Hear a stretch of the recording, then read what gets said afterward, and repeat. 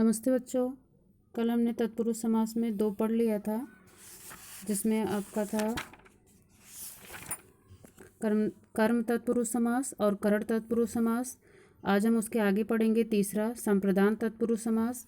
संप्रदान कारक का परसर्ग के लिए अर्थात किसी को कुछ देने के अर्थ में होता है। इस समास के लिए परसर्ग का लोप हो जाता है, अर्थात संप्रदान कारक का जो चिन्ह होता है वो के लिए होता है और इसका अर्थ होता है किसी को कुछ देने के अर्थ में, अर्थात माल के लिए या रसोई के लिए, घर को के लिए इसका चिन्ह होता है। और इसमें जो के लिए परसर्ग अर्थात जो कारक चिन्ह होता है उसका लोप हो जाता है जब भी हम समस्त पद बनाते हैं। जैसे इसमें आप देख रहे हैं जो पहला एग्जाम्पल है उसमें है मालगाड़ी, तो जो हम समास विग्रह करेंगे उसमें क्या हो जाएगा, माल के लिए गाड़ी। जब भी ये समस्त पद में था तो इसमें के लिए हट गया था, अर्थात तो उसका लोप हो जाता है। और जब भी हम विग्रह करते हैं तो इसका जो भी कारक चिन्ह होता है वो आ जाता है। इसके बाद फिर हम 4 पढ़ेंगे। 4 है आपका अपादान तत्पुरुष समास। अपादान कारक का परसर्ग से अर्थात अलग होने या तुलना करने या डरने लजाने के अर्थ में होता है। इस समास में से परसर्ग लुप्त हो जाता है, अर्थात जो से इसमें कारक चिन्ह लगता है वो हट जाता है जब भी समस्त पद हम बनाते हैं। जैसे इसमें आप एग्जाम्पल है रोग मुक्त, जब भी हम समास विग्रह करेंगे तो क्या होगा, इसका रोग से मुक्त। फिर है देश निकाला, अर्थात देश से निकाला। इसके बाद 5 है संबंध तत्पुरुष समास। संबंध कारक के परसर्ग का, के, की आदि होते हैं। इस समास की रचना के दौरान परसर्ग लुप्त हो जाता है, अर्थात वो हट जाता है। जैसे इसमें एग्जाम्पल है सेनापति।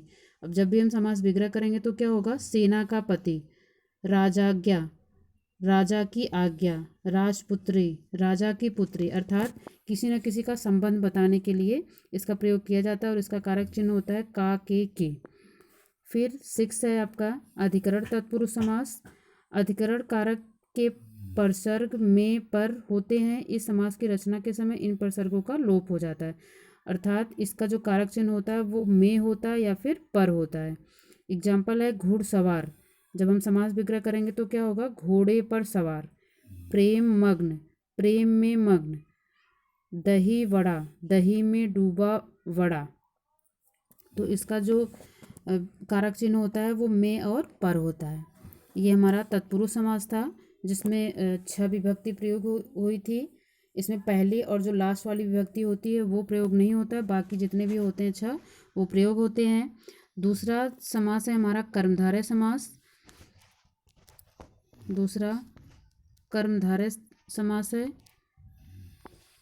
इस समास के दोनों पदों में विशेषण विशेष अथवा उपमेय उपमान का संबंध होता है तथा उत्तर पद प्रधान होता है, अर्थात जो भी कर्मधारय समास होता है उसमें उत्तर पद प्रधान इन्होंने बताया है और इसमें विशेषण विशेष अथवा उपमेय उपमान का संबंध होता है। अर्थात इसमें जो पद होता है, एक इसमें जो पहला पद होगा वो विशेषण होगा और दूसरा पद विशेष होता है। विशेष क्या होता है, जिसकी विशेषता बताई जाती है।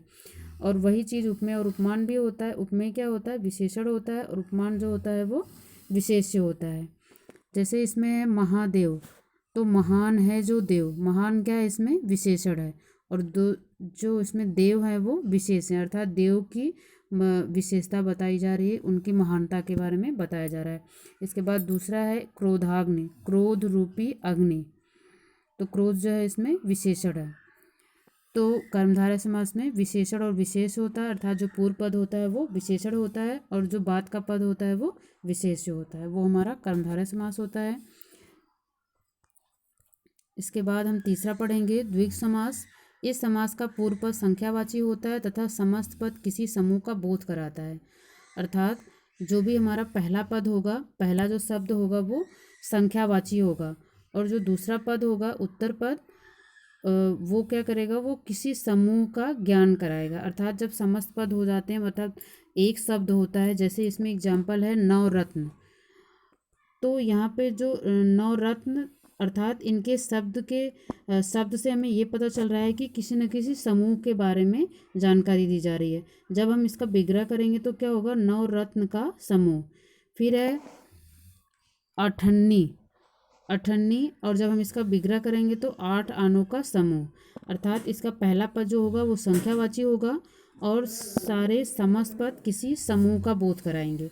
अर्थात जब ये समस्त पद में होगा तो हमें ये लगेगा कि किसी न किसी समूह के बारे में जानकारी दी जा रही है। तो ये हमारा द्विगु समास है, जो कि सबसे ईजी है, क्योंकि इसके पहले पद से हमें ये पता चल जाएगा कि ये संख्यावाची है, तो ये हमारा द्विगु समास है। इसके बाद फिर आगे है दूसरा, नेक्स्ट अव्ययी भाव समास। समास का पूर्व पद अव्यय तथा प्रधान हो उसे अव्ययी भाव समास कहते हैं। अर्थात पूर्व पद पहला पद जो होता है वो अव्यय होता है। अव्यय क्या होता है?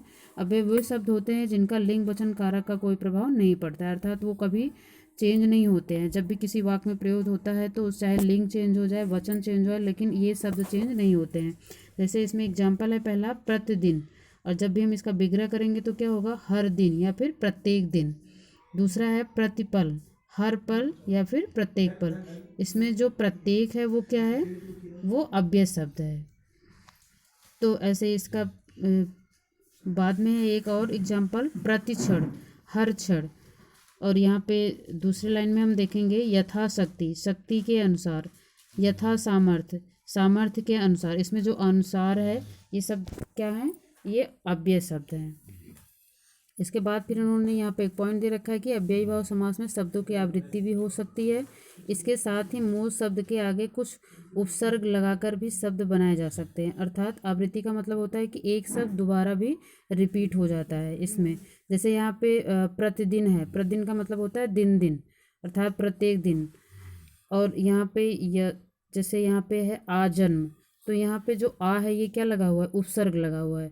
फिर यहाँ पे आजीवन, तो आ जो है यहाँ पे उपसर्ग लगा हुआ है। तो यही चीज़ इन्होंने समझाया है कि यहाँ पे कुछ शब्द ऐसे होते हैं जिनको हम आगे उपसर्ग लगा के भी बनाते हैं। तो आज के लिए हम इतना ही पढ़ेंगे, आगे हम कल पढ़ेंगे। धन्यवाद।